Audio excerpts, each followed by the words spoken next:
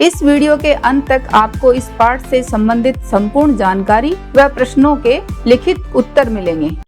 नमस्कार सभी को, हिंदी कला केंद्र में आपका स्वागत है। अगर आप इस चैनल पर नए हैं तो पहले इसको सब्सक्राइब करें व बेल आइकन को दबाना न भूलें ताकि नए वीडियो का नोटिफिकेशन सबसे पहले आपको मिले।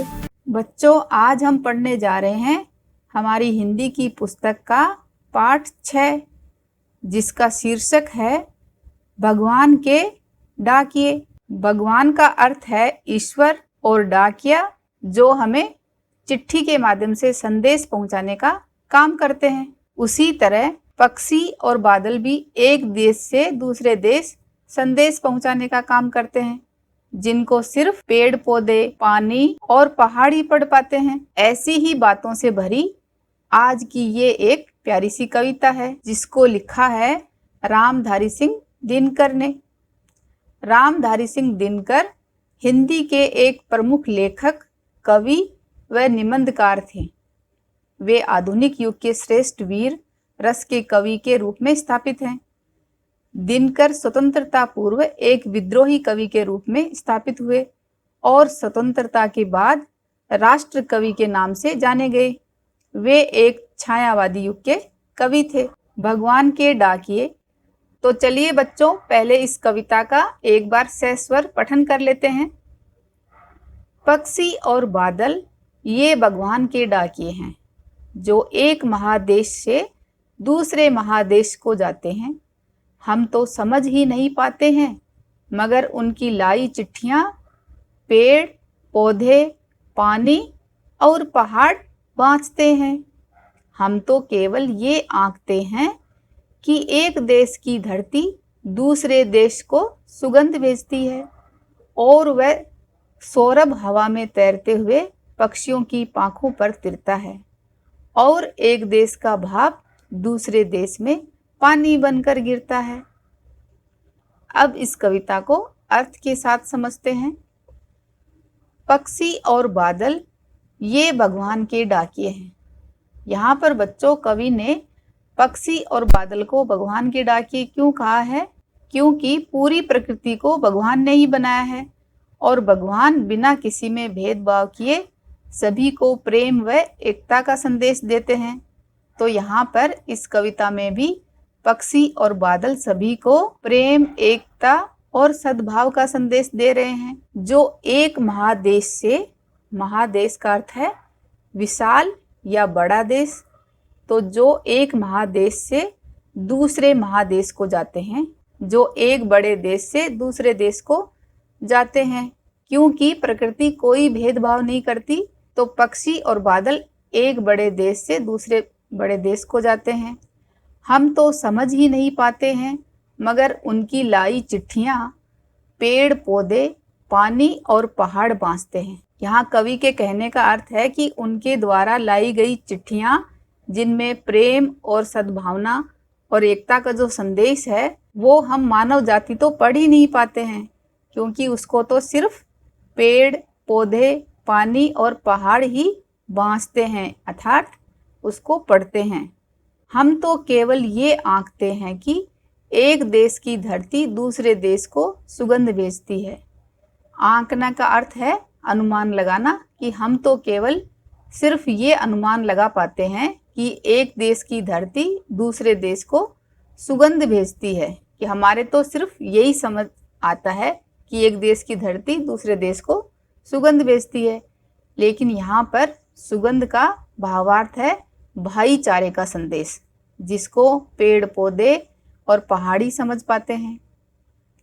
और वह सौरभ हवा में तैरते हुए पक्षियों की पांखों पर तिरता है। सुगंध का अर्थ तो आप जानते हो, खुशबू, और सौरभ का अर्थ है महक, पांखों का अर्थ है पंख या पर, और तिरता का अर्थ है तैरता। तो हमें तो सिर्फ यही दिखाई देता है कि एक देश की खुशबू और महक हवा में तैरती हुई पक्षियों के पंखों के माध्यम से पहुंचती है और एक देश का भाप दूसरे देश में पानी बनकर गिरता है।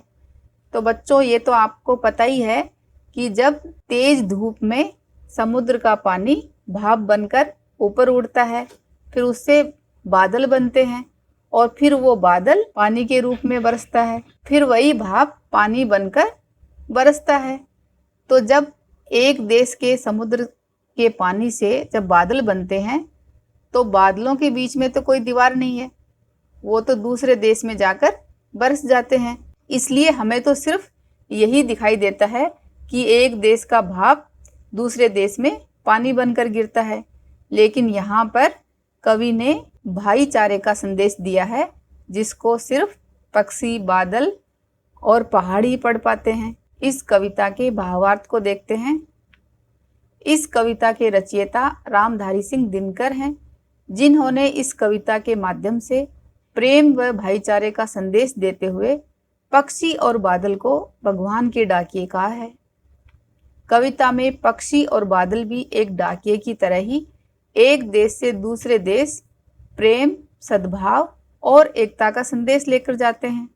साथ ही जैसे भगवान बिना पक्षपात करे सभी को समान रूप से देखते हैं, उसी तरह पक्षी भी बिना भेदभाव करे एक देश की खुशबू दूसरे देश तक ले जाते हैं और बादलों द्वारा एक महादेश का पानी भाप बनाकर दूसरे महादेश में वर्षा के रूप में बरसाया जाता है। कविता की भाषा सरल, तत्सम और तद्भव शब्दों से युक्त है। अब इस कविता के अभ्यास प्रश्नों को देखते हैं। कविता से कवि ने पक्षी और बादल को भगवान के डाकिए क्यों बताया है, स्पष्ट कीजिए। जिस प्रकार डाकिए एक जगह से दूसरी जगह चिट्ठी के माध्यम से संदेश लेकर जाते हैं, उसी तरह इस कविता में पक्षी और बादल भी एक डाकिए की तरह ही एक देश से दूसरे देश प्रेम, सद्भाव और एकता का संदेश लेकर जाते हैं। साथ ही जैसे भगवान बिना पक्षपात करे सभी को समान रूप से देखते हैं, उसी तरह पक्षी और बादल भी बिना भेदभाव करे एक देश की खुशबू दूसरे देश तक ले जाते हैं और एक महादेश का पानी भाप बनाकर दूसरे महादेश में वर्षा के रूप में बरसा जाते हैं। इसलिए इन्हें भगवान के डाकिए कहा है। पक्षी और बादल द्वारा लाई गई चिट्ठियों को कौन कौन पढ़ पाते हैं, सोचकर लिखिए। पक्षी और बादल द्वारा लाई गई चिट्ठियों को पेड़, पौधे, पानी और पहाड़ पढ़ पाते हैं। किन पंक्तियों का भाव है? पक्षी और बादल प्रेम, सद्भाव और एकता का संदेश एक देश से दूसरे देश को भेजते हैं। तो इन पंक्तियों का भाव कविता में इन पंक्तियों में देखने को मिलता है। पक्षी और बादल ये भगवान के डाकिए हैं जो एक महादेश से दूसरे महादेश को जाते हैं। प्रकृति देश देश में भेदभाव नहीं करती। एक देश से उठा बादल दूसरे देश में बरस जाता है। इन पंक्तियों का भाव कौन सी पंक्तियों में निकलता है? एक बार कविता को फिर से पढ़कर देखो तो आपको मिलेगा। और एक देश का भाप दूसरे देश में पानी बनकर गिरता है। पक्षी और बादल की चिट्ठियों में पेड़, पौधे, पानी और पहाड़ क्या पढ़ पाते हैं? भगवान पूरे विश्व को एक मानकर अपना प्रेम सभी में बराबर बांटते हैं।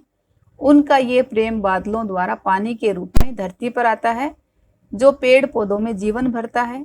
अर्थात भगवान द्वारा सभी के लिए समान रूप से भेजा गया प्रेम और सद्भावना का संदेश पेड़, पौधे, पानी और पहाड़ पढ़ पाते हैं। एक देश की धरती दूसरे देश को सुगंध भेजती है। कथन का भाव स्पष्ट कीजिए। कथन का भाव है कि एक देश की धरती दूसरे देश को प्रेम और सद्भावना का संदेश भेजती है। यहाँ सुगंध भाईचारे का प्रतीक है। भगवान बिना कोई भेदभाव किए एक देश में उगने वाले फूलों की खुशबू को दूसरे देश में भेज देता है। पाठ से आगे पक्षी और बादल की चिट्ठियों के आदान प्रदान को आप किस दृष्टि से देख सकते हैं? पक्षी और बादल द्वारा चिट्ठियों के आदान प्रदान को हम शिक्षा की दृष्टि से देख सकते हैं कि जब भगवान ही अपने सभी प्राणियों से बराबर प्रेम करते हैं और बिना भेदभाव के सबको एक समान समझते हैं, तो फिर मनुष्य को भी ये आपस की ईर्ष्या, द्वेष व भेदभाव को छोड़ भाईचारे को बढ़ावा देना चाहिए। आज विश्व में कहीं भी संवाद भेजने और पाने का एक बड़ा साधन इंटरनेट है। पक्षी और बादल की चिट्ठियों की तुलना इंटरनेट से करते हुए 10 पंक्तियां लिखिए। तो ये आप अपने हिसाब से सोचिए, जो कुछ इस तरह से हो सकती हैं। पुराने जमाने की तुलना में आज हमारे पास संवाद भेजने के अत्याधुनिक साधन हैं। दोनों की तुलना हम कुछ इस तरह कर सकते हैं। पक्षी और बादल द्वारा भेजे गए संदेश बहुत देरी से पहुंचते थे, जबकि इंटरनेट से भेजे गए संदेश तुरंत पहुंच जाते हैं। वे अपनी मर्जी से संदेश लेकर जाते थे। इंटरनेट से हम अपनी इच्छा से संदेश भेज सकते हैं।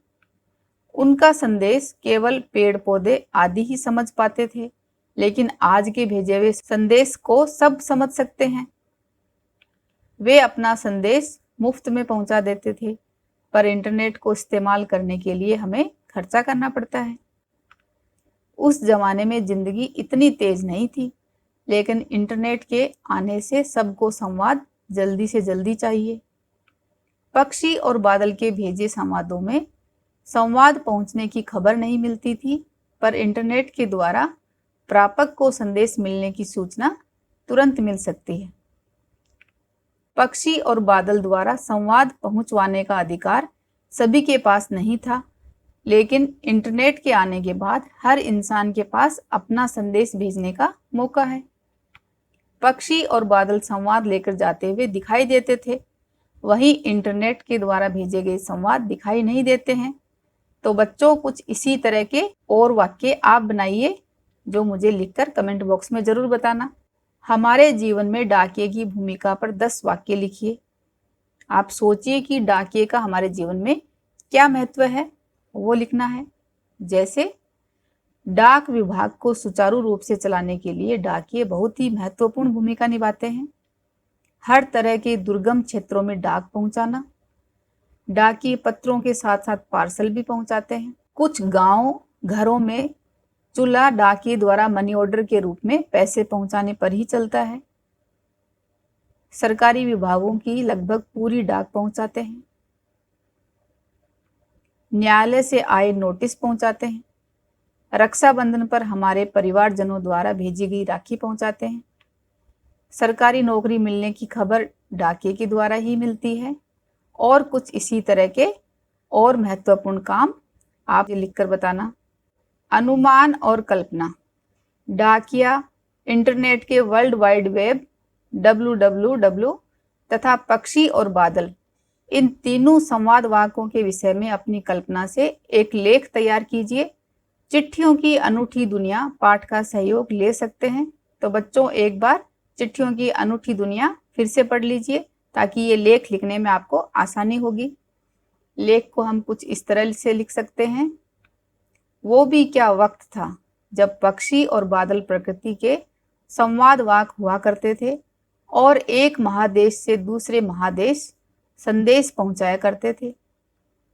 उसके बाद जब मानव प्रजाति को संचार के साधनों की जरूरत महसूस हुई, तो इसे हरकारों और प्रशिक्षित पक्षियों जैसे हुमर कबूतर द्वारा निभाया गया। पहिए के आविष्कार के साथ ही संचार के साधनों को भी रफ्तार मिली।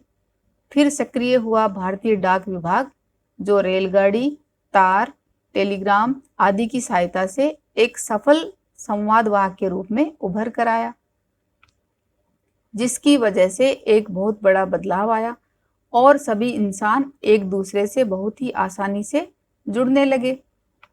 फिर इंटरनेट के अस्तित्व में आ जाने से जैसे हर चीज के पंख ही लग गए और दुनिया जैसे आपस में जुड़ गई। आज हमें लगता ही नहीं कि हम एक दूसरे से दूर हैं। हर जानकारी एक क्लिक में मिलने लगी और आज मैं भी आपसे इंटरनेट के माध्यम से ही जुड़ी हूँ। इन बदलती परिस्थितियों को देखते हुए लगता है कि पक्षियों व डाकिये के संदेश पहुंचाए बिना हमारा जीवन सुचारू रूप से चल सकता है। लेकिन क्या आज हम अपने जीवन की कल्पना बिना इंटरनेट के कर सकते हैं? हाँ या ना? ये बात आप मुझे कमेंट बॉक्स में लिखकर बताना। इस कविता को एक बार फिर से पढ़ें व समझें। आपको संवाद पहुंचाने का कौन सा तरीका सबसे अधिक पसंद आया? अपने मित्रों से साझा करें। डाक विभाग या डाकिये से जुड़े किसी रोचक किस्से को लिखें। सुझावों व सुधारों के लिए कमेंट बॉक्स में लिखें। अगर हमारे वीडियो बन ही रहे हैं आपके फेवरेट, तो फिर क्यों ना करें इनको लाइक, सब्सक्राइब और रिकमेंड। हमें और बेहतर बनाने के लिए आप कर सकते हैं कमेंट। धन्यवाद।